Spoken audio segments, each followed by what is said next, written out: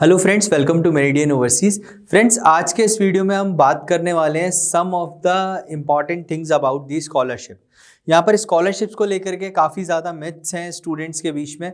तो यहाँ पर आज की वीडियो में मैं आपको एक्सप्लेन करता हूँ कि एग्जैक्टली स्कॉलरशिप में आपको क्या क्या मिलता है जब भी आप इटली में स्कॉलरशिप के लिए अप्लाई करते हैं। तो फ्रेंड्स, इटली में जनरली स्कॉलरशिप आपकी टू टाइप्स की होती है। First one is merit basis scholarship and second one is आपका नीड बेसिस स्कॉलरशिप, जिसको रीजनल स्कॉलरशिप भी कहते हैं।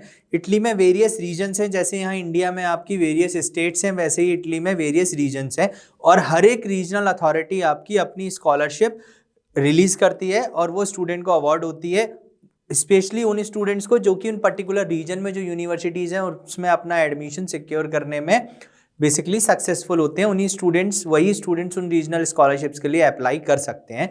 एक बार में आपको एक ही टाइप की स्कॉलरशिप मिलती है जनरली। यहाँ पर जो मेरिट बेस्ड स्कॉलरशिप रहता है friends, merit based scholarship usually उन स्टूडेंट्स को अवार्ड होती है जिन्होंने अपने प्रीवियस एजुकेशन में एक अच्छे परसेंटेज सिक्योर किए होते हैं। तो हम लेट्स से कह सकते हैं कि 90 और 90 अबव जो परसेंट स्टूडेंट्स ने सिक्योर किए हैं, उन स्टूडेंट्स को मेरिट बेस्ड स्कॉलरशिप मिलने के चांसेस ज़्यादा रहते हैं। और ये हर यूनिवर्सिटी में अराउंड 10 to 15 प्लेसेस में ही ये स्कॉलरशिप आपको अवेलेबल रहती है। तो लिमिटेड नंबर ऑफ स्कॉलरशिप या अवार्ड होती है स्टूडेंट्स को। वहीं जो रीजनल स्कॉलरशिप है, ऑलमोस्ट उसके लिए जितने भी स्टूडेंट्स अप्लाई करते हैं with the required set of documents, उनको वो स्कॉलरशिप अवार्ड होती है। रीजनल स्कॉलरशिप में जनरली आपकी 3 जो चीज़ें रहती हैं वो इंक्लूड होती है। फर्स्ट वन इज आपका जो स्कॉलरशिप रहता है वो 1000 यूरोज टू 4000 यूरोज के बीच में somewhat on an average basis रहता है इटालियन यूनिवर्सिटीज़ में। वहाँ आपको जब रीजनल स्कॉलरशिप अवार्ड हो जाती है तो ये जो आपका ट्यूशन फी है वेव्ड ऑफ हो जाता है और आपको सिर्फ जो अपने रीजनल टैक्सेस हैं या एनरोलमेंट फी है वही देना होता है, जो कि अगेन आपका 156 यूरो से 300 और 400 यूरोस के बीच में रहता है। वहीं सेकंड नंबर पे आता है फाइनेंशियल एड। फ्रेंड्स, काफ़ी सारे लोग इस फाइनेंशियल एड को एज अ स्टीपेंड बोलते हैं, काफ़ी सारे इसको एक्स्ट्रा आपका फाइनेंशियल आपको अमाउंट की तरह से देखते हैं, लेकिन एक्चुअली में ये क्या है फाइनेंशियल एड। ये आपका 7000 और कुछ कुछ केसेस में 8000 यूरोस तक भी रहता है। यहाँ पर आपकी रैंकिंग निकलती है और उस रैंकिंग के बेसिस पे ये आपको अवार्ड होता है।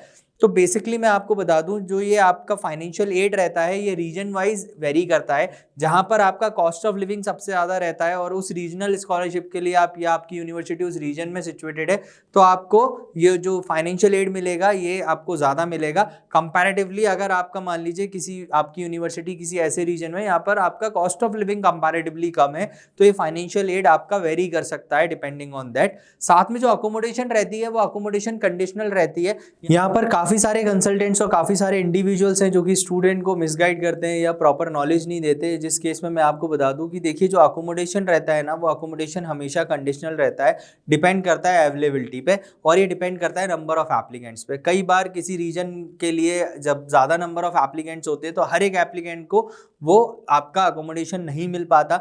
तो उस केस में क्या होता है, अकोमोडेशन देखिए इटली में आपको 2 वेज में मिल सकता है, या तो पार्शियली फंडेड मिलेगा या फुली फंडेड मिलेगा, या थर्ड वर्स्ट केस सिनेरियो होता है कि यहाँ पर आपको अकोमोडेशन नहीं मिल पाता है।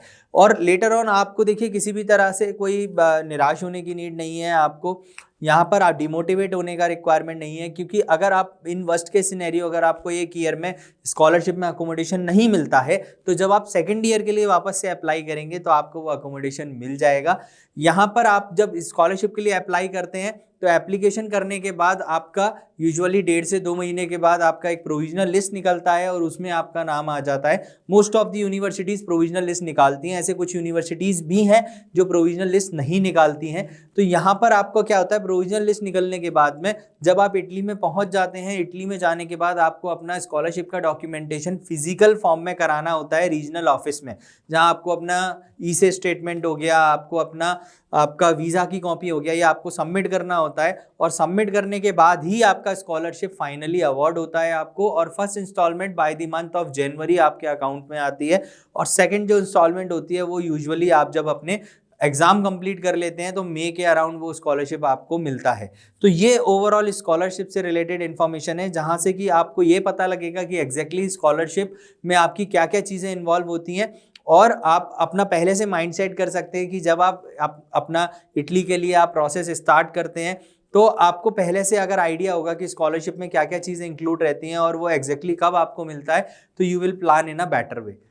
तो फ्रेंड ये थी कुछ इन्फॉर्मेशन स्कॉलरशिप के बारे में। साथ में अगर आपकी अभी रीजनल स्कॉलरशिप ओपन नहीं हुई है तो अभी भी आपके पास एक अच्छी अपॉर्चुनिटी है। अगर आप अप टू 100% तक स्कॉलरशिप लेना चाहते हैं, अवेल करना चाहते हैं, तो आप श्योर शॉट अपना एप्लीकेशन स्टार्ट कर सकते हैं। आप अगर यूनिवर्सिटीज़ को लेकर के अभी कंफ्यूज हैं, कोर्सेज को लेकर के कंफ्यूज हैं, या रीजनल स्कॉलरशिप की रिक्वायरमेंट्स को लेकर के कंफ्यूज हैं, तो आप हमें कॉल कर सकते हैं हमारे टोल फ्री नंबर पे। साथ में आप अपनी इंक्वायरी हमें मेल भी कर सकते हैं हमारे application02@meridian.org ईमेल आईडी पे। फ्रेंड्स, ऐसे ही लेटेस्ट इन्फॉर्मेशन पाने के लिए चैनल को लाइक करिए, सब्सक्राइब करिए, बेल आइकन प्रेस करिए। See in the next video. Thank you.